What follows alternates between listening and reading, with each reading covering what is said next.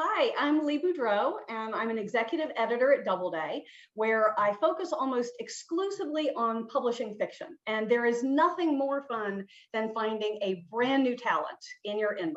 And that is what we're here to talk about today. Stacey Swann is with us, and thank you to the Texas Library Association. We are both so glad to be here.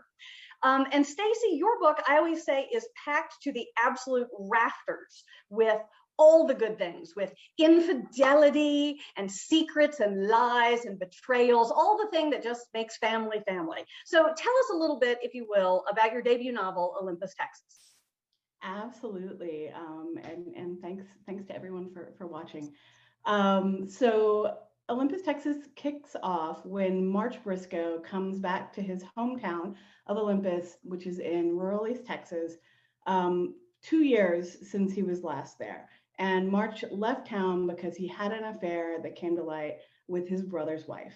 So of course, coming back, his brother is none too happy to see him. And also his mother is not happy that he's returned to town either. March reminds his mother, June, too much of her husband, Peter. They both had affairs, and in fact, Peter has as many children out of wedlock as he does with his wife, June, and they were all conceived after they got married. So there's a lot of history and baggage there. And March coming back into town kicks off a chain of events that takes place over the course of the week, where the family really has to grapple with the ways that they have failed each other. So a lot of first novels take a certain autobiographical tack, which we will assume, given that description, is not the case with you. But you also did something extraordinary, I think, which is somewhere along the way you decided that classical mythology, the Roman and the Greek gods, could be a framework for this novel set in small town Texas. Now, tell me, when did that idea occur to you, and how did you grapple with that very ambitious sort of scaffolding? Well, it actually was the very first idea I had for the novel before I had any of the characters. I was just thinking about Greek mythology and then also Texas mythology. We're a state that we tend to really buy into our own myths and this idea that everything is bigger in Texas. We have lots of larger than life characters. And it seemed to me a really great fit with Greek mythology.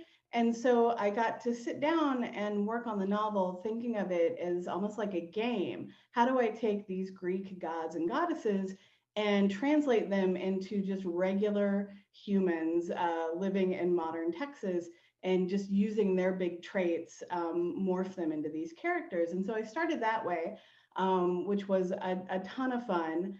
And it was only after I'd been working on the draft quite a while that I stood back and realized, oh, actually what I'm working on is a novel about a dysfunctional family, that I had never thought of the Greek god, that pantheon as just one big dysfunctional family, but really they are, especially when you distill them down into humans.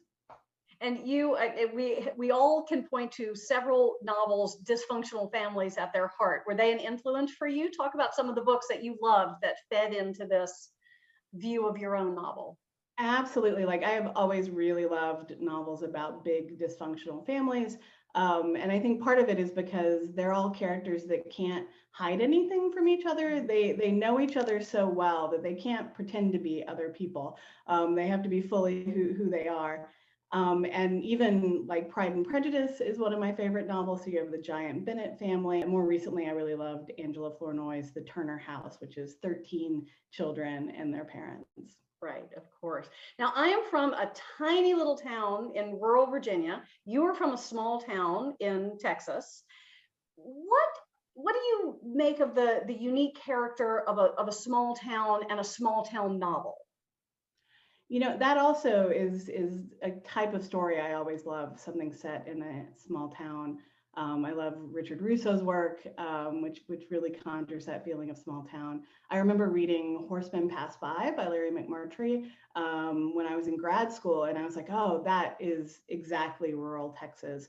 And so that's always a story that I've been drawn to. And in a way, I feel like small towns are almost like family novels, in that everyone knows everyone, and you can't get away from your past history because it's known to everyone that you encounter on the road. And so that was something that I had a lot of fun building in, was thinking about this town of Olympus, which is slightly like the town I grew up in, Sealy, Texas, which is kind of outside of Houston, but also has a lot of fictional elements in it as well.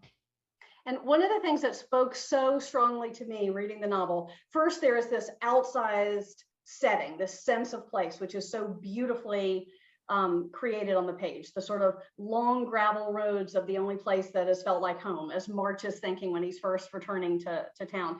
But the other thing that just seared itself on my brain was the female characters in the novel. June, who of course is sort of, loosely based on Juno, and Vera, who has elements of Venus, and Artie, who has certain echoes of Artemis. Talk a little bit, if you will, about these particularly strong female characters enmeshed in very complicated dynamics, and even, perhaps the expectations that come to accrue on women today, always, in small towns in particular sometimes.